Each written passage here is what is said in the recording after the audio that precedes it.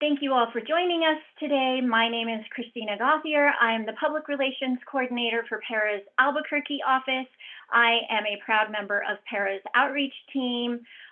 Today is September 1st, 2022, and you are joining us for the Navigating the Retirement Racetrack seminar, the first in a series of 3 celebrating PERA's 75th anniversary. We encourage all members, whether they're at the beginning of their career, somewhere in the middle, or nearing the end, to be as prepared as possible to navigate the retirement racetrack. And so today's seminar is going to kick off officially that series. The recording from today and for the remaining 2 series will be posted on PERA's website and to our YouTube channel as soon as the recordings are available, and the system will let us post them. If you have questions, you are encouraged to utilize the Q&A feature if you've signed in from a smart device. We will also share contact information for both PERA and our esteemed presenters today. Joining us, we have Natalie Cordova and Carolyn Fittipaldi from the Education Trust, which is a new department with the state of New Mexico, maybe not as new as I remember, but newer. And then later in today's presentation, we will be joined by Paul Liam, who is the PERA Smart Save representative for Central New Mexico. And so our hope is that we prepare you to have a happy and healthy, well-rounded retirement. And so please feel free to submit any questions that you may have through Q&A or reach out to PERA directly once we share the appropriate slide. We are going to go ahead and get started as soon as the mouse lets me move. So officially, this lovely slide shows 4 retirement checkpoints. We are kicking off today's presentation discussing PERA membership and what PERA is all about. We are officially making stops 1 and 2. Stop 2 will be what happens when you are a vested member. Later this month, we will make a pit stop at stop 3, and then we will round out the month at stop 4, which is what we are all gearing for today, which is to hopefully retire young and happy and healthy. This lovely slide shows you what we hope to accomplish with each of those checkpoints. We are so happy to have you as part of PERA's family. I like to remind folks that PERA is one of the few things besides chili in the state of New Mexico that has been done consistently well for 75 years. And so we are super excited to have you as a part of our family. Normally the next step, which is our second checkpoint, occurs when you vest in PERA's plan. And so we're going to talk about what vesting means and oftentimes how quickly that comes around. When you get to the middle of your career, we like to call that the hump. Sometimes you're on the front side, sometimes you're on the back side, and you're wondering what on earth is happening, what am I shooting for? We like to remind members that this is most definitely a marathon, certainly not a sprint, although some of our members will tell you that their career went by rather quickly, likely because they were doing something that they loved. And then our 4th and 5th checkpoints are gearing you up for that retirement finish line, and we will cover those later in the month. All right, so our stops today, welcome to PERA, and woohoo, you are vested, congratulations. So oftentimes we hear an acronym and no one ever tells us what it means. So PERA is a 401A qualified government retirement plan that is governed by the New Mexico Public Employees Retirement Act. If you are from New Mexico, you may have heard people say PERA, but if you've come to us from outside of New Mexico, PERA might actually be a familiar acronym. It actually stands for Public Employees Retirement Association, and there are several PERAs all around this beautiful country.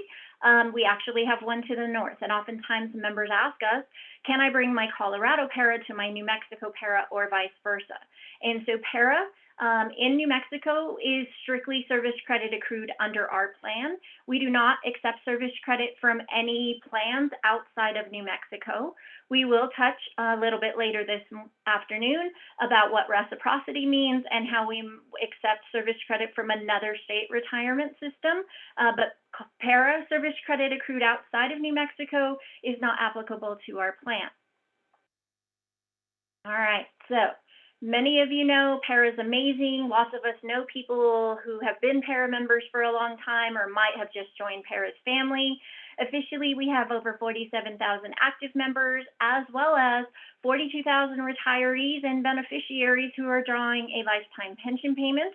PERA has 31 coverage plans, and so if you think your job is detailed, you're probably right, but so is ours.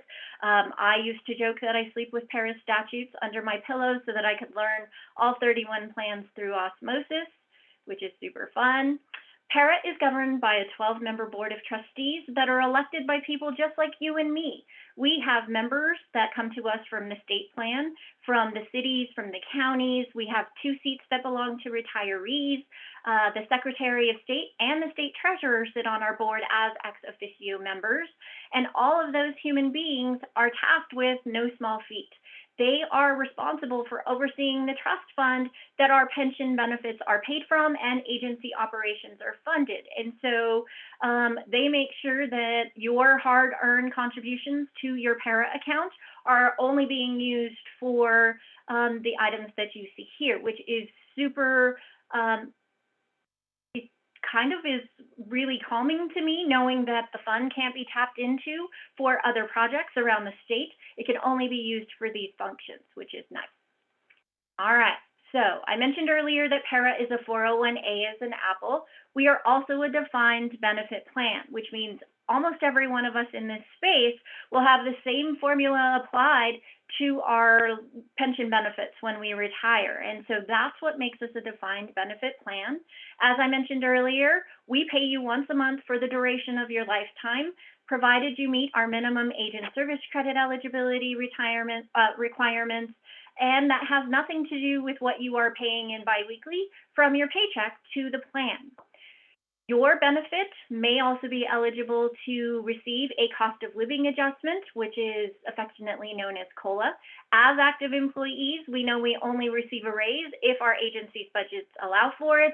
Many of us know there were several years, especially recently, where the budget didn't allow for it. State employees, for instance, went 5 years without a raise after the 2008-2009 market dip. And so we know we get accustomed to receiving raises in retirement, but active employees aren't necessarily afforded that particular benefit if the budget doesn't allow. PERA members are also eligible to apply for a disability retirement if you meet the qualifications, which is super rare in the private sector. Oftentimes, folks who work for entities outside of PERA get injured on the job, use up their workers' comp benefits, and then their employment ceases.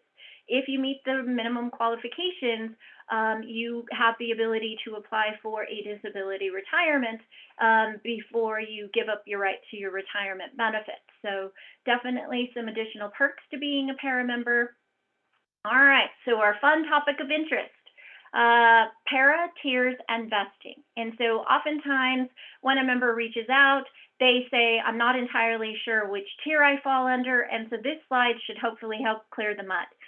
You are considered to be a Tier 1 member of PERA if you were hired into a PERA-eligible position on or before June 30th of 2013, and you had member contributions in your bucket. The only other way to be a Tier 1 member of PERA is to have been retired by June 30th of 2013. No action you take after that date can change your tier status. You can change positions, you can change employers, you can retire, and because you met the qualifications specified here, you are going to be Tier 1 for the duration of your lifetime. Tier 2 individuals are those folks who joined PERA's family in a PERA-eligible position on or after July 1st of 2013 for the very first time, or someone who worked for PERA in the past, separated employment, and took a refund of their contributions. If that individual had $0 on account June 30th of 2013, and they return to PERA employment July 1st of 13 or later, they are considered to be Tier 2, even if they reach out to PERA after they are eligible to purchase that time back, they are still considered to be Tier 2 under the way the statute was generated. And so your tier status cannot be verified by your employer. PERA is the only agency who can verify which tier you fall under. And technically, you can actually see which tier you fall under through PERA's self-service feature, which I'll point out when we get to that slide. Last but not least, vesting. So vesting is actually a super big deal. I used to joke that we should send a party hat or maybe a pin for your shirt once you vest. The good news is we use your hard-earned retirement dollars in less frivolous ways, such as paying your lifetime pension benefits. And so I think it's important to mark the occasion of vesting. So PERA is working behind the scenes to hopefully build a program that will help us notify you when that occurs. What vesting is a member who accrues a minimum of 5 years of PERA service credit, and vesting allows you to draw a lifetime pension benefit once you meet our age and service credit requirements, and vested members are eligible to purchase additional types of service credit. If you are a Tier 2 member, you may have been told that you wouldn't vest until you completed 6 or 8 years, right? And so that actually changed in the 2020 legislative session, courtesy of Senate Bill 72, and PERA proactively reached out to our Tier 2 members and notified them that vesting had been dialed back from that 6 or 8 year marker to the 5-year marker. So if you received that letter, bonus, you knew in advance, and PERA has a valid address on file for you. If you are Tier 2 and you did not receive that letter, it might be time to reach out to PERA to verify your demographic information. Let's see. So somebody popped a question that is actually super pertinent to this slide, so I appreciate that. How does having service credit with the Educational Retirement Board of New Mexico affect tiers and vesting? And so these slides are very specific, and the statute is very specific, that if you have service credit with our sister retirement plan at the state, the Educational Retirement Board, your tier status is based on your hire date through PERA and your contribution balance. So if you were Tier 1, with the Educational Retirement Board and you move to PERA July 1st of 13 or later, you're actually Tier 2 in our structure. So your tier status is not transferable between the two systems. You have to meet the qualifications for whichever tier you fall under to be considered that tier. And so, great questions, super appreciate those. We are going to move on to the next slide. All right, so I think I might have jumped the gun. Knowing that you are vested means that you have a lifetime pension benefit when you meet age and service for your plan and tier of membership. Service credit used for vesting must be earned while employed with PERA. And so to answer the question in the Q&A, Educational Retirement Board service does not count toward years of vesting. However, it does count toward retirement eligibility, which we'll cover a little bit later. So it's not lost. It's definitely something that can help you if you've worked under both systems. And as I alluded to earlier, Tier 1 and Tier 2 members are considered vested after they complete 5 years of PERA service credit. So super exciting there. Some fun facts about vesting. When we were putting together this presentation, my bureau chief was like, we need to fill another slide. Do you have any fun facts? And I'm like, absolutely. I've done this for, 17 and a half years. I can absolutely generate some content. And so here is something interesting. If a vested member separates employment and allows their contributions and service credit to remain on account because they're kind of glue for each other, their balance continues to grow in interest at a rate set by PERA's board every June 30th. Oftentimes, members who reach out to PERA say, well, I quit my job, I want my money, but that isn't your only option. You can allow your contributions to remain on account so that you can pick up where you left off after you dip your toe in the private sector and realize the benefits here are better. Definitely not required to take a refund. By leaving it on account, you pick up where you left off and you can continue building toward an earlier retirement date. Vesting does not require 5 consecutive years of employment, which is super important to remember. You could do 6 months here and then leave, and then come back and do 2 months over here. As long as your total is 5 years of PERA service credit, you will be considered vested in the plan. And our last fun fact for today is purchasing certain certain types of service credit is generally less expensive when a member is closer to vested than they are closer to retirement eligibility. And so we're going to dip our toe in explaining the service credit purchase types today, but we have a tool built into PERA self-service account that will allow you to estimate the cost of purchasing service. If you do that closer to vesting, decide not to buy, and then later on log in closer to retirement, you will see the cost definitely grows based on the factors that are used in each of those calculations. All right, so our first pit stop is going to give me the opportunity to address some of the questions in the Q&A. Definitely chug a lot of water. So I am happy to introduce Natalie Cordova, who is the Executive Director for the Education, I'm going to get the agency wrong. Is it the Education Trust? Do it every time. Miss Natalie, you are still muted. And joining her today is Carolyn Fittipaldi, who is the Marketing Director for the agency. And so they are actually going to make you aware of your opportunities to help your children, grandchildren, loved ones save extra dollars toward their future education. So, and I'm sure lots of other things that I'm going to learn today. Thank you, Christina. I think we need to recruit you. If we can share you with PERA, I'm sure they'd never give you up. Great job. You're just a wealth of knowledge and great depth on all the very, very, very many different twists and turns that PERA rules and requirements have. So thank you as a member. It's great to have you as a resource, Christina. Thank you for letting us present today. I'm so excited to see how many participants are a part of this presentation. We're really grateful to have this opportunity. I'm going to pull up my screen. Okay, hopefully everyone can see our presentation. Much like PERA, not as extensive, we have quite a bit of information and material. So for today's purposes, we wanted to really streamline and summarize some of the key important takeaways. So Carolyn and I will be available. We'll provide our contact information as well if there are any other questions you may have after this presentation, but you're also welcome to include any questions you have in the Q&A, and Carolyn and I will do our best to answer those as they come up. But again, thank you for letting us be here today. As Christina introduced me, my name is Natalie. I am the Executive Director for the Education Trust Board. The Education Trust Board is a 5-member board. We are, in fact, a state agency.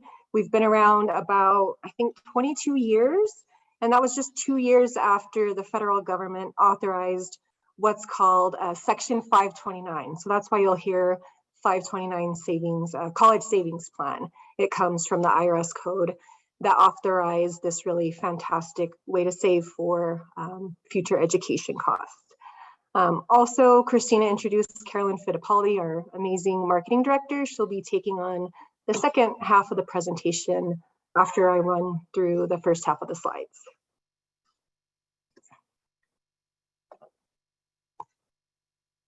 Oops.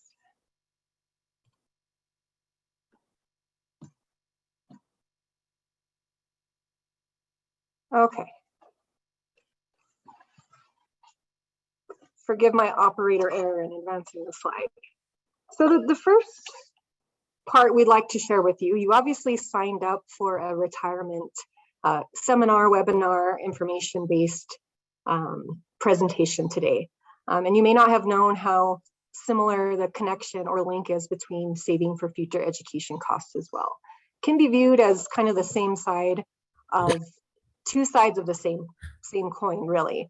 Retirement and education savings, different goals, but similar strategies. I look at it sometimes as a 457B, if you're familiar with that. And if not, later on in this presentation, you'll get an opportunity to become more familiar with another retirement savings plan opportunity, very similar in many ways to what the 529 savings plan allows for through the education plan. Retirement and education will likely be your most important goals, and they can also be your most significant saving goals in terms of the assets you'd like to accumulate over the course of several years. And all of it collectively is just a way to ensure your path towards financial security for you and your family. Now, I like to think of this slide, when I see healthy habits, it makes me think of healthy eating and fitness. Well, we can view saving for the future this in a similar way. Financial fitness, how are we going to make sure there's a path for us to be financially fit for our future? And for a lot of us, that means some type of education savings for our children. This slide really lays out 4 key metrics: accountability, having a plan and sticking to it, and really being able to reap the rewards of your discipline. Starting early is really important if you're able to do that, because you get to see the power of compounding in action. It really can add up over the period of time. Some individuals are able to start a 529 plan when their child is born and really be able to see it grow phenomenally up until that child is ready for college or higher education. Saving often. It's much easier to maintain discipline by saving smaller amounts through over the course of many years. That can be easier to do and to stick to that type of plan rather than doing large amounts infrequently, but large amounts are okay also, and those help grow accounts as well. And then lastly, adapt to changing circumstances. The future is untold, and as the last few years have taught us, different things happen that we weren't necessarily expecting. Sometimes that means an individual needs to tap into some savings accounts to continue through whatever they might be going through. We hope that you can try to avoid that, but if you can't, try to get back on track as soon as possible. This next slide will show you what it looks like when you decide or you feel like you have no other choice but to tap into your retirement account to fund either your child or loved one's education. This slide really depicts what that might look like. In this instance, you're not necessarily just taking out $10,000 to help pay for college from your retirement account. It really adds up in what compounding and interest you're missing out on. So this shows you 10, 25, 50,000 and how much of a risk that might be and might set you back in what you expect for your retirement journey. So again, the education plan can help by funding another plan, another future path for education savings that allows you to really leave your retirement funding as is.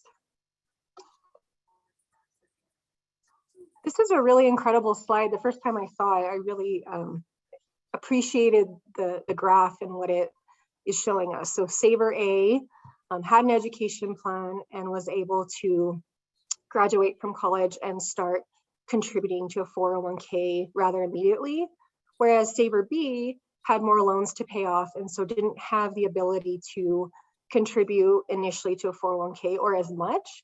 And so this is just, of course, the hypothetical situation showing you the difference between the two savers and what a retirement education savings plan can do for you or your loved one. It's more than paying for their college cost and experience. It's also setting them up for a better future in terms of their retirement savings. So they really go hand in hand. And you'll see here in this example with this hypothetical scenario that Saver A has accumulated significantly more than Saver B because they were able to start earlier in their retirement savings. Education planning, it can be as simple as 2 options depending on how you want to look at it. Option 1, you can save money and earn interest, and this is kind of displayed as a timeline starting as soon as you're able. Or alternatively, you can pay money and pay interest. So of course, this is simplifying the whole spectrum of the timeline, but this really is a simplistic view. If you're able to, choose to save money and earn interest early and not have any loans or debt or really significantly reduce that possibility. So what is the education plan? I hope you've seen one of our incredible commercials on TV. A lot of thought and effort goes into producing those commercials to get the word out and educate our future savers or current savers on what the education plan is. And I mentioned this earlier in the first slide with introductions. The 529 College Savings Plan is sponsored by the state of New Mexico. We have an enabling act. We are set up as a state agency. a bit younger and haven't been around as long as PERA, but as I mentioned, over 22 years, we've been here and offering 529 plans for our state and out of state as well. I already talked about the second bullet point, and it's helping families save for future higher education expenses. And Carolyn will speak a bit more in detail, but I just want to point out, it doesn't have to be your own child. A lot of people end up saving for the grandchildren so that their grandchildren start to grow funds to be able to put towards future college expenses. It's really a great flexible plan that has a lot of options, and it's not strictly narrow to a parent and child relationship. It's also one of the lowest cost plans in the United States. The education plan is, and we're also, we've obtained the highest ratings on savingforcollege.com as well. This is a great depiction of what the true or average cost, I should say, of college is. It's more than just tuition. There's a lot of great scholarship opportunities available. There's the lottery, there's opportunity scholarship. These are fantastic, but they don't pay for other costs associated with going to college. And it makes up roughly 2/3 of the total annual cost. And you can see that clearly on this slide here. So it's wise to be able to save what you can now to offset those costs. Even in the event your child or children obtain scholarships, that will just help them, make it one step ahead and not needing to borrow or borrowing less money to continue their education.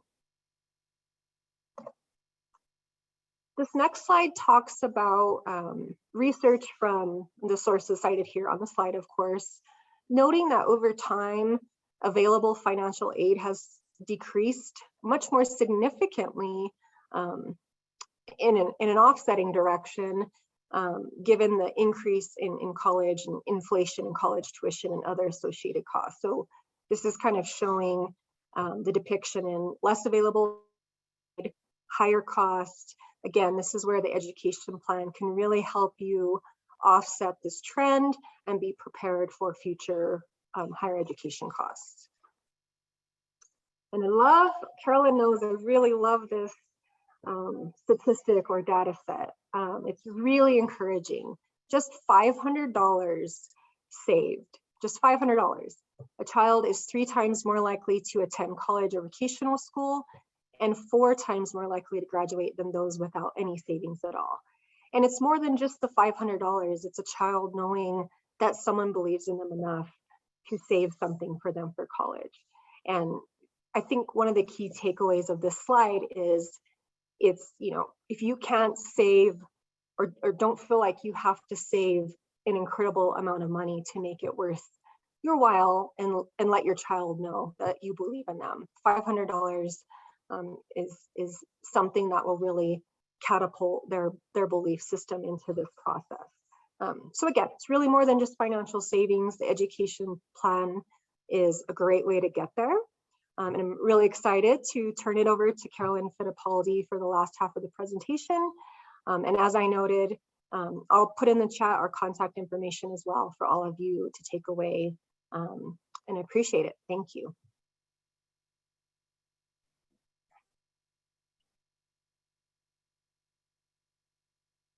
Can you advance the slide for me, Natalie? Thank you. So I appreciate it. Glad to be here. So the next series of slides will get into a little bit more detail about what the education plan is and what a 529 education savings plan is, and why you should have one. So why should you start a 529 education savings plan? Well, as Natalie noted, the cost of college continues to arise, including tuition, housing, food, and supplies. So it's important to start saving as soon as possible. By helping more kids go to college, we're strengthening our future workforce, which, as you know, is so important. Many students and their families use student loans. So saving with a 529 plan can help students finance a debt-free education and ease that huge burden of student loan debt. With as little as $1 to start, saving for college is easy. And when you start early and with consistent savings efforts, your higher education is much more attainable. Next slide. And guess what? The tax advantages are great. These tax benefits are intended to encourage saving, tax-free growth and tax-free withdrawals if the money is being used for qualified education expenses. And for New Mexico residents, there's a New Mexico state income tax deduction for the full amount of any contributions to the plan for the year in which the contributions are made, if those funds are used for qualified education expenses. Next slide. So who can open up an account? Anyone at any time can open up an account. You don't need to be related to the beneficiary. You can even open an account for yourself to further your own education. It's always a good time to start saving. It's never too early and it's never too late. Next one. We get this question quite a bit. Do 529 savings affect financial aid? So a 529 savings plan does not have a big impact on financial aid that your beneficiary may receive. If a 529 is owned by the parents, it counts as an asset of the parents on the FAFSA. Parental assets are assessed at a maximum rate of 5.64%, so not a big impact at all. Next slide. So which schools can your 529 savings be used? Funds can be used at any accredited schools in the country inside and outside of New Mexico. So that includes trade and vocational schools, 2-year and 4-year colleges, public and private schools, graduate and professional schools, and even a few international schools. Next slide.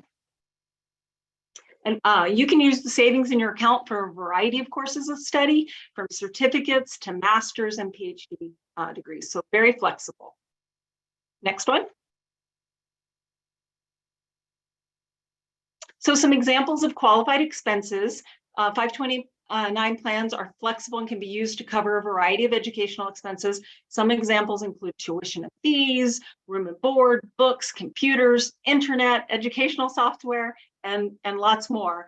An example of an expense that's not qualified or covered is transportation, for instance, flights and gas. Next slide. So unlike, as mentioned earlier, unlike many scholarships and grants, 529 plans are flexible and can be used to cover many different educational expenses in addition to tuition. So remember, on a previous slide, tuition is just one of a number of higher ed costs. Approximately 60% of the annual higher ed expenses are attributed to other expenses outside of tuition. This example illustrates how the New Mexico Lottery and the Opportunity Scholarship compare to the education plan on covered expenses. And as you can see, the education plan checks all the boxes.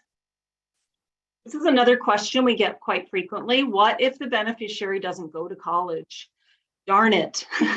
An account owner can change the beneficiary to another family member at any time. If another beneficiary isn't an option, the money is still yours as the account owner, and you may choose to take out a non-qualified distribution. That may be subject to taxes and penalties on the earnings. Next slide.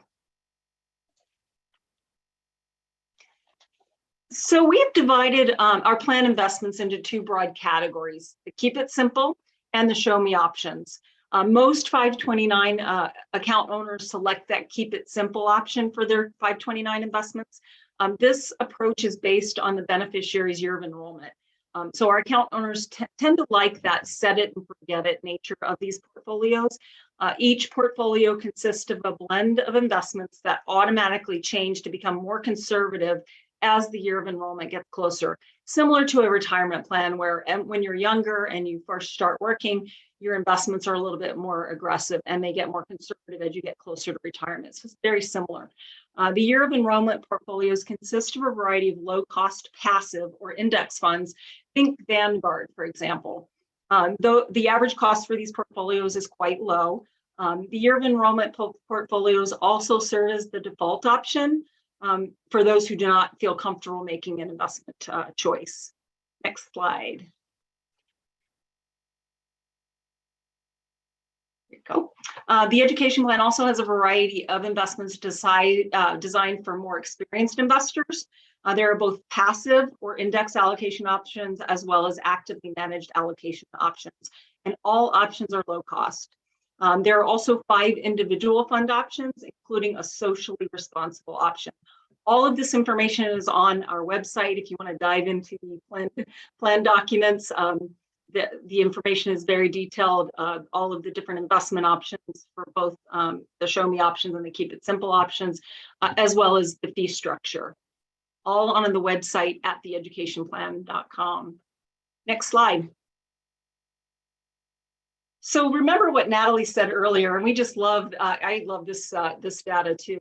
With just $500 saved, a child is 3 times more likely to attend college or vocational school and 4 times more likely to graduate than those without savings. But also remember that very few families can fully fund higher education from savings alone. Most families employ a mixture of scholarships and grants, work study, savings, and unfortunately student loans. A more important measure for successful savings for education is the extent to which that savings can reduce that huge burden of student loan debt. On average in 22, student loan borrowers graduated from public colleges and universities with over $30,000 in student debt. That's too much.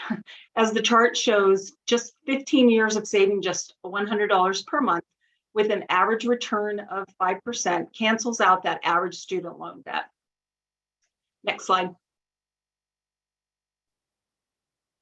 Another great feature is that friends and family can give a gift into your 529 account through a one-time gift or a recurring contribution. This is a way of crowdfunding education and can help grow your account. We also make it super easy with our YouGift platform. You can request a unique gift code when you set up your account. You can share that with friends and family so they can contribute directly into your 529 account whenever they choose. It's great for birthdays, holidays, graduations, and other special occasions. And it may offer tax benefits to the gift giver as well, which is pretty cool. A wonderful way to give a unique gift that will have a lasting impact on your loved ones' lives, that gift of education. And it's so much more meaningful than a gift or toys that they're not going to use after a week or two. Next slide. So it's super easy to get started. It takes about 15 minutes to open up an account. You'll enroll at theeducationplan.com. Click on that Open an Account tab, and what you'll need for each beneficiary is the name, social security number or tax ID number, and birth date. During enrollment, you'll also be asked to make your investment selections and set up automatic contributions if you choose to do that. Next slide. So putting money into your account, there are so many different ways you can contribute to your account. Payroll contribution is one of them. Please note at this time, though, that the state does not offer payroll contribution, but automatic, ACH through your bank, contributions from your bank account directly, that's super easy to set up. And you can make changes by adding or changing the frequency of contributions at any time. If you're old school, you can always write a check and mail it in with a contribution coupon. We'll deposit the funds into your account, and you can send checks as often as you like. You can make a one-time electronic funds transfer from your bank account. You can also roll over or transfer from other eligible accounts or investments like another 529 plan. Please note also that there are no required minimum contributions, so you can contribute as much and as often as you like, or as infrequently as you like, whatever fits your budget and goals. You can make regular, biweekly, monthly contributions if it fits into your goals. If you want to make one lump sum contribution, that's fine too. Pretty flexible. Well, with that is the end of the presentation, and we really appreciate the opportunity from the PERA team to invite us to join in this opportunity to present information about the education plan to you all today. Thank you so much, ladies. We truly appreciate all the information. I wish I would have known when I went back to school a few years ago that I could have helped fund my own education, not just help my little. So I'm super sad I'm late to this race, but I will make sure they are set up for success. Super great information, and something super important, just like deferred comp, the sooner you start it, the more you'll have at the finish line. So I absolutely appreciate you sharing this information. I'm sorry I made you late to your next engagement, but I hope your next meeting goes well. And thank you for sharing your contact information in the chat. And then, of course, we want all of our participants today to reach out so they can learn more. We look forward to seeing you at our next presentation. Us too. Thank you, Christina. And we'll be able to stay on a little bit longer. So if there are any other questions that come in, Carolyn and I can monitor the Q&A for any of those that pertain to the education plan. I wish I could help you out with all the PERA questions, Christina. I know you're just one woman here trying to take care of all those questions. So everyone's been really patient. But I'll ask Carolyn if you'll put your contact information in the chat also, please, and to all the participants. I've added my contact information in the chat as well as the education plan web link in the Q&A and the chat as well. So we'll be here in the background, excited, looking forward to Paul's presentation also. Perfect, thank you so much. So for those of you waiting for an answer in the Q&A, I promise I'm not ignoring you, but having firsthand knowledge of what's coming up in the presentation, instead of duplicating efforts, I'm actually going to get to the topics that you're asking about here, hopefully in a few slides. At least that's my hope. So let's see. Let us get back to our presentation. Yay. So at the beginning of your career, you get a stack of paperwork. You're super excited to have that paycheck, so you fill it all out. One of those documents, or maybe more than one, depending on when you joined PERA's family, should have been a beneficiary designation form. This is super important because if you pass away prior to retirement, the person that you name in one of the categories we're about to discuss gets all of your hard-earned retirement benefits. If you honestly don't care where your money goes, there are 300 and some odd people in this space today that would love to volunteer to be your beneficiary, including myself. And so making sure your beneficiary information stays up to date is super important. There are technically two types of beneficiary designations.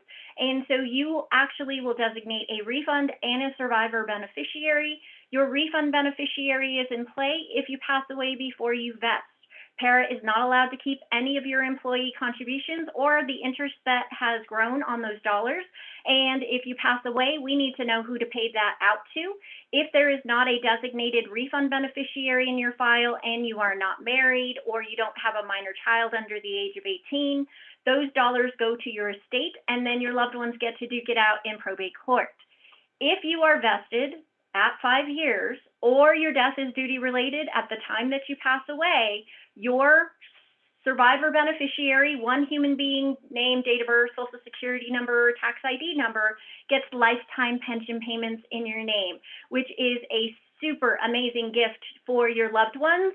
But neither person that you name, or if it's the same person in both categories, they are not going to get your hard-earned dollars if you live to retirement. When you retire, you're going to select a beneficiary of your choosing at that time. So this is to protect your pre-retirement benefits. If you started out with a person as your beneficiary at the time you hired and later on you get married, by law in New Mexico, which is a community property state, your spouse becomes your beneficiary. If that was not your intent, we have a form for that. If you are married at the time of designation and later divorced, your divorce documentation should be submitted to PERA along with an updated beneficiary designation form. Provided the courts are not requiring you to retain your former spouse as your beneficiary, once your divorce documentation is reviewed, we update that for you. If you've submitted the form without proof of marriage, proof of divorce, proof of death, it is likely that PERA's Records Division has not updated that designation, so please make sure you read through the instructions. This is just a snip of the front page of the beneficiary designation form. There are 3 or 4 pages that follow that give you instructions of what you need to submit to make the appropriate change. So make sure you stay on top of your beneficiary designation. It is super important. All right. Oh, I talked through all of that. So a question that came through in the chat. Do I get to keep the employer contributions if I leave employment after I vest? Has to do with the information on this slide. And so I know it only references the state plan on this particular slide and that we have 31. We are not trying to exclude any of our participants today. It's just easier to explain if I have data in the table, right? So the first column is the name of the plan. Every employer adopts a plan of their choosing that they can afford based on their budget. The state's plan moved to State Plan 3 in the 90s. Employees who make less than $25,000 annually contribute a certain percentage of their gross salary every 2 weeks. Employees who make over $25,000 are at a higher rate. For those of you who are unaware, in the 2020 legislative session, the legislature approved contribution rate increases spread in 0.5% increments over 4 fiscal years. The state is officially on year 3 of those increases. Municipalities, cities, counties, other governing bodies just started that rate increase this year. So you likely saw an increase in your contribution rates the first full pay period this July. If you work for somewhere other than the state of New Mexico, and will likely see future rate increases unless your employer has taken steps to absorb those increases on your behalf. Your employee contributions follow you, regardless of whether you work for a city, a county, a state, and then back again. As long as you're using the same Social Security number everywhere you go to work, your bucket follows you. Your employer contributions go to a separate bucket at PERA. When we send you your annual member statement, it is only reflective of your employee contributions and interest. The reason is your employer contributions are never refundable. Even if you leave employment after vesting, you do not get to take the employer contributions with you. They are retained by PERA to help fund future lifetime pension benefits. We use those employer contributions and our investment proceeds to pay people for the duration of their lifetime, even if they are one of the 10 lucky individuals currently in our plan who are over the century mark drawing a lifetime pension. The next column has the words pension factor in it. My least favorite terminology that PERA uses. Only if you work inside the retirement umbrella does that terminology make sense to you, which is why I added annual multiplier in parentheses. If I tell you for every year of service credit you accrue for your plan and your tier of membership, you have a set percentage. And so when you hear your friends, your family, your loved ones, your colleagues say, I'm going to retire at X percentage, part of that calculation comes out of that column. If you are in a 25-year eligibility plan and all of those years were under State Plan 3 Tier 1, you can likely draw 75% of your final average salary at the time of retirement if you're selecting the first form of payment. If you're selecting another form of payment, that percentage may be reduced based on your age and the age of your beneficiary, but essentially that is how that number plays into your retirement calculation. More years of service means higher percentage, capping out at 90%. In the 2013 legislative session, the majority of PERA's 31 plans moved to a 90% maximum. How long it takes you to get to 90% depends on you. Each of us in this space is unique and an individual, and we have a different retirement journey ahead of us. If you are Tier 1 in State Plan 3 and you work 30 years, your entire career under the state, you likely will reach 90%. But if you are like most other individuals, you've hopped from cities to counties to states, your math may not be that straightforward. A full listing of PERA's 31 plans are available on our website at nmpera.org or pages 13 and 14 in PERA's handbook, which I've shared in a few of the answers for our Q&A. All right, so earning service credit. One of the questions that came up in the chat that I was waiting to respond to has to do with accruing service credits. Your hire date has everything to do with whether or not your first month may count towards your service credit accruals. Your employer actually provides your hire date and whether or not you were part-time to PERA on your application for membership. And so if you began employment on or before the 16th day of the month and you work a minimum of 30 hours per week in that first month, you should meet the requirements to accrue service credit your first month. Every single month from your first to your last, provided that you are reported as having earned no less than half of your normal salary as a full-time employee, you should be accruing service credit each and every month. If you are part-time, to Elizabeth's question in the Q&A, as long as you are employed a minimum of 30 hours per week, you should also be accruing monthly service credit. If you are part-time and you work less than 30 hours a week, you personally need to contact PERA to see how our rule change in 2014 related to service credit impacts your service credit accrual. In the month you give up your day job by choice, by force, or to retire, you should never leave prior to the 15th day of the month. If you do so, even if you're reported as having earned $1 million, you're not going to accrue service credit in your last month of employment. So before you tell your bosses, your coworkers, the public what you thought of your career serving the state of, state of New Mexico or any of our other affiliates, make sure your service credit's intact. You don't want to be short when you get to the finish line because you didn't meet any of our service credit requirements, which can happen. If you take family medical leave entirely as leave without pay, or less than 20 hours a week using leave balances, it can impact your service credit accruals. If you've been injured using workers' comp more than half the month, it may impact your service credit accrual. So make sure you are on top of your service credit by reviewing your annual member statements that PERA sends to you and utilizing your Rio self-service feature, which hopefully will get covered here in just a bit. All right, so earlier I alluded to reciprocity. Reciprocity means you've accrued service credit under more than one state retirement system. The most common use of this terminology here at PERA is an individual who worked under PERA and with a public school, college, or university covered under the Educational Retirement Plan Board Act. And so any of those all interchangeable. If I had 5 years with the ERB and 20 years with PERA, my 25 years of combined service credit as a Tier 1 member of State Plan 3 would allow me to reach eligibility. If you refunded your time with the schools or you worked overlapping dates between the two plans, overlapping refunded time does not count toward reciprocity.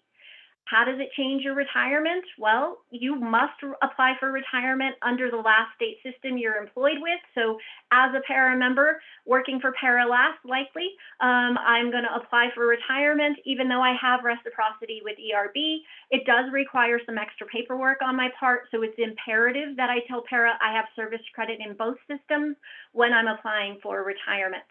Courtesy of 2017 legislative changes, each state retirement plan has to retain their own rules, their own regulations. They make their individual calculations, pay individual benefits to plan recipients, and apply cost of living adjustments separately. So you will never see on your PERA Rio self-service account your time with the Educational Retirement Board. You will never see their service on PERA's annual member statement.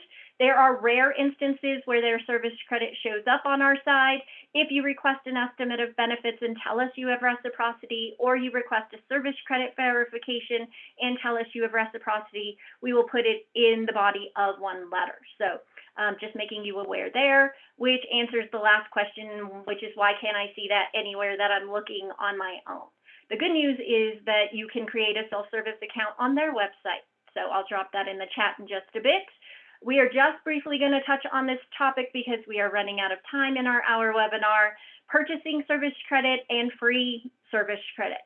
If you worked for PERA in the past, separated employment, took a refund, and now realize you should have never done that, once your first month of service credit under PERA, new service credit under PERA, or if you're working under the Educational Retirement Board, you can, once that first month of service credit is posted, contact PERA, submit a PERA request form to request the cost to reinstate that time.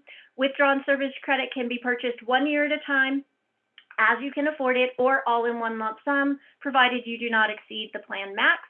Military service credit, for those of you in this space who served active duty military prior to employment, thank you for your service to our country. We truly appreciate you. If you get called to active duty while you're employed with a PERA affiliate, please reach out to PERA before you deploy. There are special provisions that allow us to grant free military service credit if you miss 1 or more months of our regular service credit rules while you're deployed. There is some additional paperwork for you and your employer, so please reach out to us before you deploy so we can get you all situated. If your active duty military occurred prior to employment and you are vested, to being vested, right?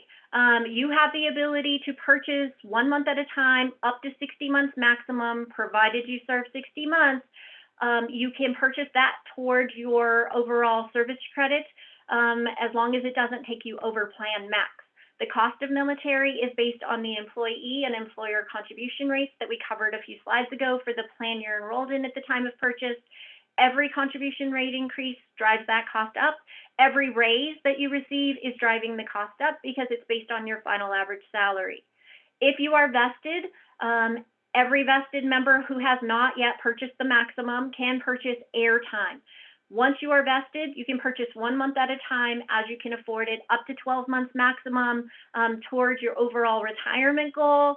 Airtime is based on your age, service credit, plan, and final average salary. More birthdays, more raises, more service credit means that the cost for airtime is higher.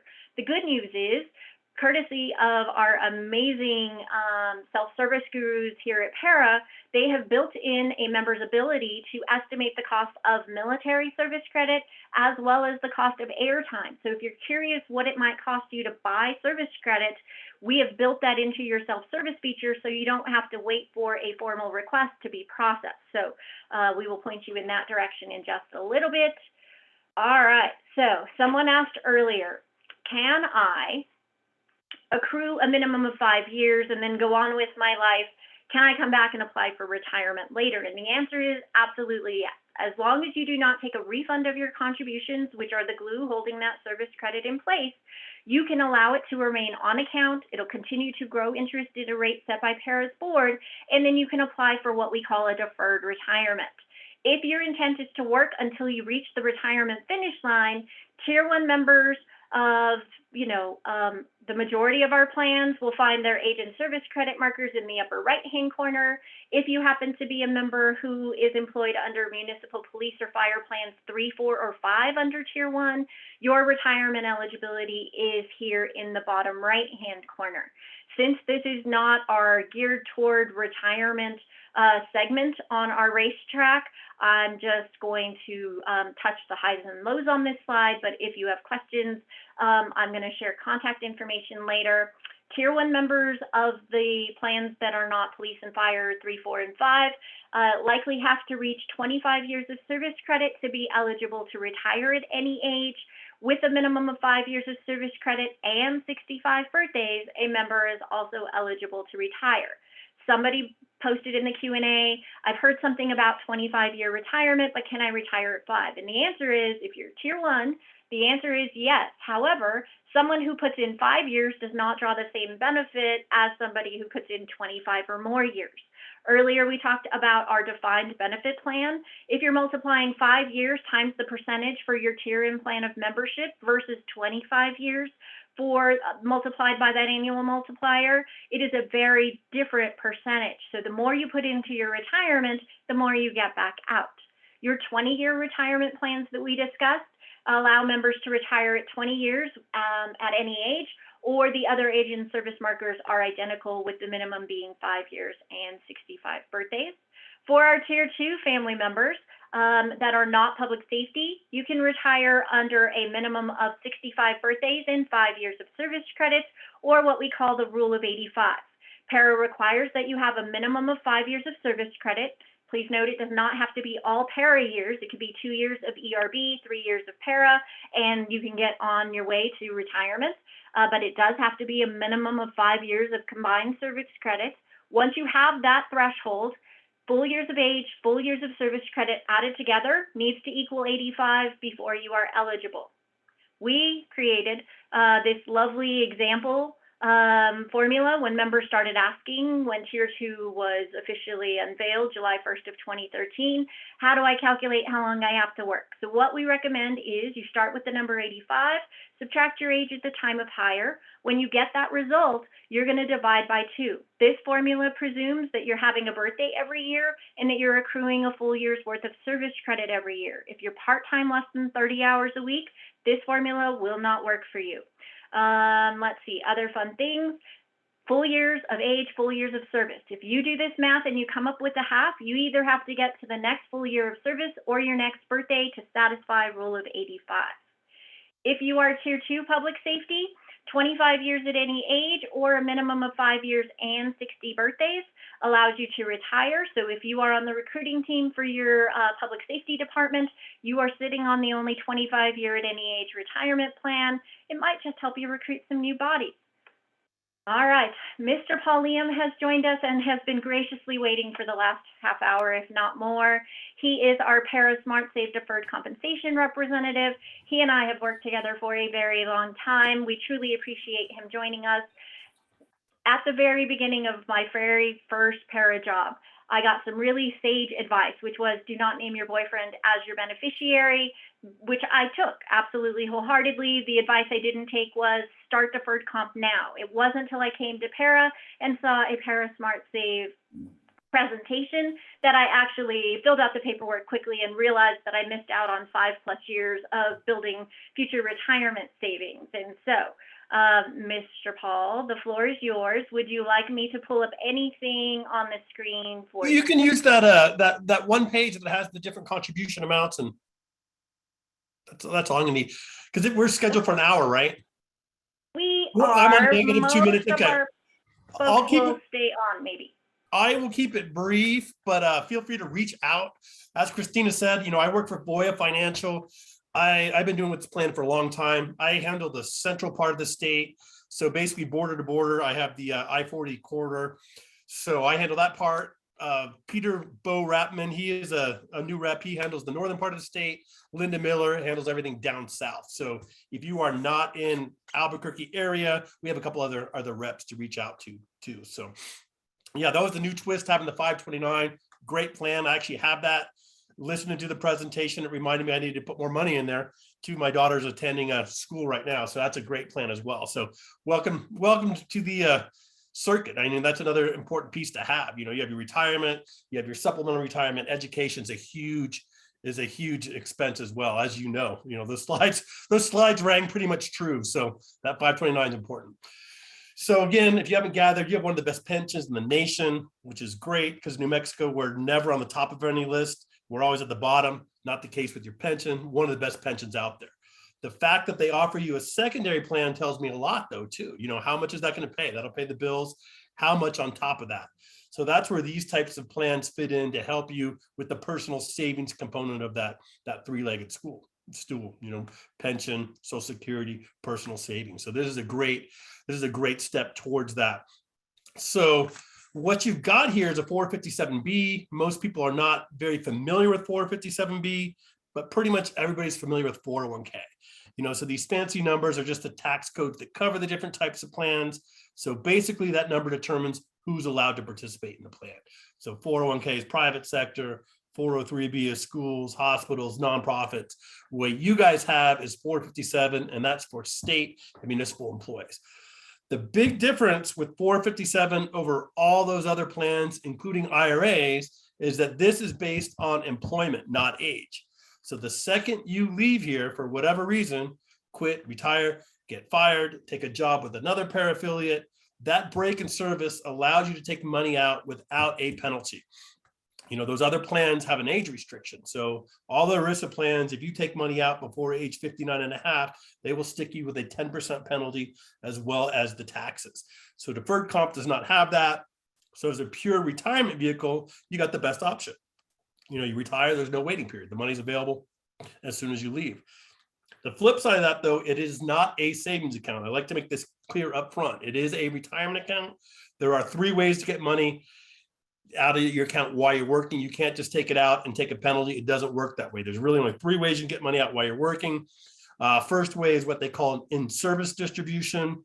We don't see a whole lot of these, but because you can't take it out whenever you want, the IRS gives you an easy out in the early years. So if your account is less than $5,000, you stop putting money in for 2 years or more, you call the call center, they'll send you a check. So no real hoops you got to jump through, but in that one case, you have the 2-year window. The second one we see constantly, and that's what they call an unforeseeable emergency. Medical bills, certain damage to your home, some legal bills. The fires up north, we had the process streamlined a little bit so people can kind of self-service to help facilitate that process. Repossession, foreclosure, so bad things. So if those sorts of things happen, we'll need some kind of documentation showing what it cost you out of your pocket. And if it's an IRS qualified reason, they'll release it. Last way is a loan provision. Again, we can't pay you until you leave. So they have built in a loan provision so you can actually borrow money from yourself. So you borrow it at a low rate. It'll be prime +1, so probably lower than what you're going to get anywhere else. But the advantage is you're getting that money back into the plan. And there was another, one of the slides in that 529 presentation kind of showed you taking money out and how that detrimental that can be. So I totally subscribe to that too. You know, loans, I'm hesitant to do it because you're taking that money out of the market. So that could have some, you know, it was like quadruple. It looked like the impact from the slide they gave me. And I wouldn't argue with that one way or the other. So I'm hesitant to take it out, but we see it all the time. So things happen. So if you have to get money of the three, that's probably the best way, because at least you get it back into the plan that way. All right. Hopefully we never talk about that part of it again. But I know there's a lot of people here. So I think you guys are probably spread all over the place. So the way that most people in all the entities have always had deferred comp is a pre-tax version. They've added a Roth that all go into that, but that doesn't apply to everybody. So the way the pre-tax version of this plan works is pretty much on the slide right here. So you take money out of your check pre-tax. So you're getting a tax advantage right up front. So it doesn't impact your take-home pay dollar for dollar. And I've always used $100 just because it's easy math. So if I decide when I do $100 per pay period, that's not going to impact my take-home pay by $100 because I'm not paying $25 to Uncle Sam up front. I'm actually going to invest that money. So it essentially costs me $75 to invest 100 because I'm using the money I would have paid in taxes as well. So that shows you the annualized amounts too. So reduction, we'd be doing $2,600 per pay period. It only feels like $1,950 over the course of the year. But the powerful part of this slide here is look at that accumulation. So what they're assuming here is a 7% rate of return. And even with the downturn we're going through right now, 7% is definitely realistic. You know, we're averaging still in that 10% range. So, you know, long term, the market tends to go up. Sometimes we go through these hiccups, but at 7%, again, this is just a math equation, $100 every pay period. You did that every pay period for 20 years. You average 7%. You're going to have 37,214. Not bad. Look at that. We do that another 10 years, 20 years. That's more than double. That's 110. And look at 30 years, that's $250,000. So look at that power of compounding. So that's kind of why I like this piece. They said it earlier in that presentation too, because a lot of these things do apply when you're talking about investing. So the amount of time you leave it in there, the more time there is to compound. So if anybody that's not involved, I encourage you guys to get it going as soon as you can. Obviously, it's never too late, but the sooner you do it, the better. But that gives you kind of a couple other snapshots there as well. So the state, and they're not all entities have adopted the Roth provision. The state's plan has adopted the Roth. So if you are with the state, you can do it. Certain other entities do. I know City of Albuquerque does not. Bernalillo County does. Those are my two biggest. So if you're outside, you'll have to check with us whether they offer the Roth. But the Roth works exactly opposite. So you're still getting a tax advantage, but you're going to get it at the end. So if we use the Roth version, that's an after-tax version. So that $100 example is going to affect our take-home pay by $100 because they're doing it after tax. That money is still going to grow tax-free, but then at the end, when you go to withdraw it, withdrawn tax-free as well. So, you know, I do a lot of new employee orientations meetings. So in that situation, it kind of makes a lot of sense to do the Roth because you're just starting your job. So you would anticipate your salary will go up over time. So it makes a lot of sense to get the taxes out of the way now too. So my general rule of thumb is that having both is not a bad way to do it. So if you want to do the minimum and you want to do both plans, it'd be $20, 10 in pre-tax, 10 in Roth. The maximums are indexed. So they went up by $1,000 last year, which is a great jump. We haven't seen a jump that big in quite a while. So anybody is allowed to, as long as you make at least 20,500, you can put in up to 20,500 for the year. So no hoops you got to jump through in that case.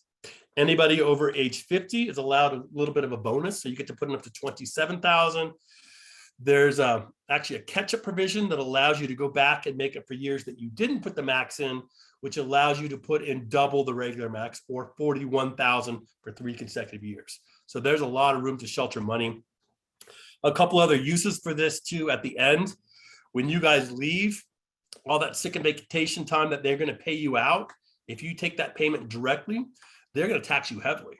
You know, number one, it's a big number because they annualize it. There's a bonus factor involved. So you're giving roughly 44% right off the top in taxes.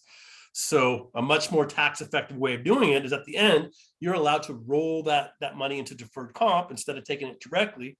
Then you turn around and pull it out as ordinary income. we're required to withhold at 20%. So sheer withholding, you're saving 24% right there. So it makes a lot of sense to do it, especially depending on where you work.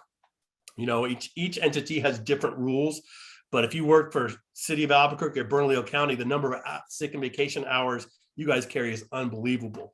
So in that kind of situation, it definitely makes sense to at least look into using your deferred comp to do that. And in that version, we want to use the pre-tax, obviously, because the post-tax isn't going to help us. Another great use for this is buying service credit. And I know I wasn't on for it, but I know Christina does a great job going over different types of service credit. Again, I'm not a huge fan of buying that because it is so cost prohibitive, but that's not my decision to make. If you've made the decision that you're going to buy that time, whether it's airtime, forfeited time, or military service, you can use your deferred comp to do it. So if we've used your pre-tax version of the plan, that's going to be a tax-free transaction because it's not us giving you a check and then you going to pay PERA. It's effectively a direct rollover. So it's a tax-free transaction. So the takeaway there is if you're considering buying service credit from PERA, I would at least look at using my deferred comp because it'll save you quite a bit in taxes. Uncle Sam's not much of a giver, so you might as well take advantage of that tax-free transaction. Last thing, since we're over on time, I'm not going to go into a whole lot. Last thing is investments, and they kind of went into it too. We have a similar type of setup there too. So we have about 25 different funds you can choose from. The advantage of this being PERA's plan and not a Voya product is that PERA is the fiduciary of this plan. So they have a consultant under hire that all they do is look at the different investments in the lineup. If you get a bad fund in the mix, they will remove it and replace it with something else. And we don't see it very often, but we did see it last December. We had a small cap fund that did great for a lot of years, but then performance just started struggling. They put on a watch list. It didn't improve, so they removed it, replaced it with a Fidelity small cap fund. So similar fund, better performance. So that's a huge feature. Most plans don't have that. My 401k, none of the 401ks I have ever had have had that fiduciary capacity filled. So it's kind of a neat feature. So whether you're paying attention or not, you got somebody in place that is looking at those investments and looking for better alternatives. So in most cases, I give people the easy enrollment. If you do paper forms, my big entities require paper forms. The state doesn't, so you can enroll online. But with that, you can choose a target date fund. You basically match up the year you were born. That will put you in a portfolio. And it's aggressive in the early years. It gets moderate in the middle, and it starts getting safer as you get closer to retirement, because that's the way you want to do it. While you're young, while you got some time, you can absorb the ups and downs of the market. And realistically, if you're young and you have time, where you make money in these plans is in down markets, because you're buying more shares as the price goes. So as the price comes back, you'll have more to show for it. So it's kind of counterintuitive, but you make your money in down markets. So when you hear negative things, kind of like we're going through now, perfect time to increase your contribution. Start it if you're not in it already, but take advantage of those low prices, because we assume the prices will come back at some point. There's a couple other options. If you really want hands-on, we have a brokerage window available. We have managed accounts. So if you want to take those target date funds a step further, they will actually create a portfolio for you for a fee of 60 basis points, or basically $6 per thousand. So there's a lot of different options. And again, I hurried through that. That's kind of the nutshell version that you guys got. But at the end of the day, the biggest complaint I get is I wish I would have started earlier. I wish I would have put in more, and I get it every single day. So I'd encourage you guys to reach out with any questions. You want to get it going, more than happy to meet with you guys. If you're in my territory, we're doing face-to-face meetings, but we can also do Zoom, phone call, email, whatever you want to do. So I appreciate you guys for including me in this, and I hope you guys got a lot of valuable information today. And if you have any further questions, please let me know. Thank you, Paul. I appreciate you so much. Let me see. I kept it to 15. I did all right. You did good. Thank you so much for joining us. I realized that I should have probably shared a few minutes ago contact information for all of the entities before we ran over 1 o'clock. So I apologize, but if you wouldn't mind, since it's just me today, dropping your contact information in the chat for the participants, and then we will get them on their way. I will pick back up where I think we left off on the PowerPoint presentation. I tried to get to as many of the Q&As that were out there but ironically, we still have 17 open. So I apologize that I couldn't do it all. As I mentioned earlier, I am the only one on for today's webinar. I apologize, but I am going to include our toll-free number as well as the email address that I'm the only one answering for the next few days. I promise I will get back to you as soon as I possibly can, but I will drop that in the chat. Our call center is staffed Monday through Friday, 8 to 5, keeping in mind that Monday is a state holiday, so all state offices will be closed. I will also not be answering emails on that day, but if your email comes in today or tomorrow, I would be happy to help you address any questions that you have. And I sincerely apologize we ran over our allotted time for today. I just have a little bit more housekeeping, and then if I can, I will see if I can answer some more of the questions live for those of you that are still on. As I mentioned earlier, PERA is celebrating its 75th anniversary. We actually have a website specifically dedicated to the anniversary celebration. And so copies of today's webinar recording will be posted here and on our regular website, which is nmpera.org. In case you missed it or had to step away at 1 o'clock, we encourage you to go back and revisit the materials we covered, and the next two webinars will be posted there as well. Earlier, I alluded to the fact that members have the ability to create a self-service account. The yellow button that you see at the top of PERA's website that reads Rio Login will direct you to our self-service site. If you've never created an account, you'll open an account, answer some demographic information, choose a user ID and a password that makes sense to your brain, and you'll be able to see what I see sitting at my desk: your service credit, your contributions, your beneficiary designation. You can estimate the cost of airtime, military service credit. You can estimate your monthly benefits. It is a wealth of information. You can download the last 3 years worth of annual member statements. So it's a fantastic resource, and it transitions with you in retirement to give you access to things you'll need post-retirement, such as tax documents, income verification letters. So fantastic resource. As a reminder, passwords expire every 120 days, whether you log in every day or every 120 days. I lock myself out all the time, which is why when you create the account, you'll pick some question and answers to help you reset your password. The other feature that was added last November, members can upload completed forms, applications, supporting documentation through their self-service account, and the added perk is, provided your email does not filter it out, you get an email back saying PERA received your document. So it's a really fantastic way to communicate with PERA. We encourage you to create a self-service account. If you've already created one, we will not allow you to create a duplicate. Feel free to contact us if you need assistance retrieving your password or user ID. So we're happy to help. All right, so finish line, we're almost there. On September 20th, we will host part 2 of our Navigating Retirement Racetrack. Hopefully it'll be a more condensed presentation because we will just be touching base on a few things to keep in mind in the middle of your career.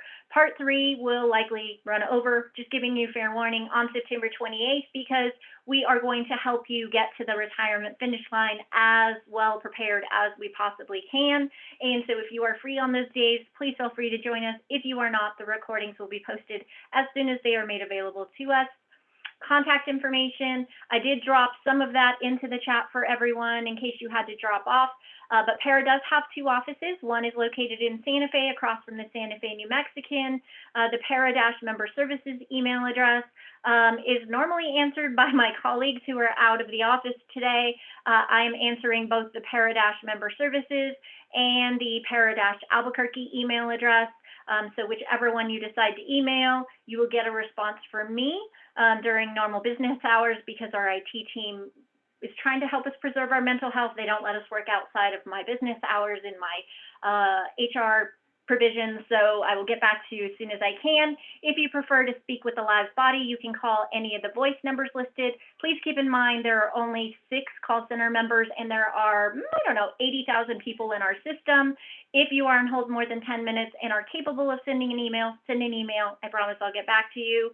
You can also submit documents to us via email to either address that you see here or directly to our noreply.records@state.nm.us email address. Keeping in mind, no one will reply to that, hence the no reply title. Thank you all so much for joining us. We are so excited to be celebrating our 75th anniversary. As a reminder, this is your PERA, this is my PERA, this is our PERA. We're in this together. We're one big family. I know we're not always happy with each other. Sometimes I give you answers you're not in love with, but I promise they are the answers according to the rules in the statute, and we are here to help you with being better prepared for retirement. Let's see. Somebody asked in the chat, just quick question, is it rule of 80 or 85? The Educational Retirement Board has rule of 80. Do they have rule of 80? They have rule of 80. We used to have a 30-year plan that got wiped out when we built the official Tier 1 and Tier 2. Our current rule is rule of 85. Let's see, can you tell me which plan is the Police, Corrections, Probation, and Parole? It's legitimately called State Police, Adult Corrections, or State Police, Corrections, Probation, and Parole. And so if you go to PERA's website under the For Employers tab, you will actually find a list of all the plans. Annual member statements are in process for those of you who asked in the chat. So those should be mailed out to your address on file. Keep in mind, it is too late to try to get that address updated. The file's already been generated, but once they are loaded to your self-service feature, you will be able to download that to your, drive. We covered vesting earlier in the presentation. It means 5 years of service credit under PERA. Once you've reached that magical threshold, you can apply for a future lifetime pension benefit or purchase additional types of service credits. Can you retire from PERA and ERB separately? That's a great question. If you're already drawing a pension under one system, you are ineligible to draw a pension out of the other system. You have to apply for both retirements from the last system you are employed under. 20% enhancement, great question. So Tier 1 members of state police, adult corrections, probation and parole in some instances, municipal detention officers may hold positions that allow them to accrue service credit faster, hence enhanced, than other members. And there is no enhancement in Tier 2. Did I say you must work until the rule of 65? Or age of 65 to meet rule of 85, I did not. There was a tiny little or in between. So if you did the math for rule of 85, but that means you're going to get to 65 birthdays first, as long as you have a minimum of 5 years of service and 65 birthdays, that's first eligibility. PERA won't make you work beyond that unless you choose to work beyond that. But rule of 85, if you get to 65 in 5 years first, that is absolutely first eligibility. All right. How far in advance do I need to notify of planning on retiring? So we're going to cover that in the presentations later this year.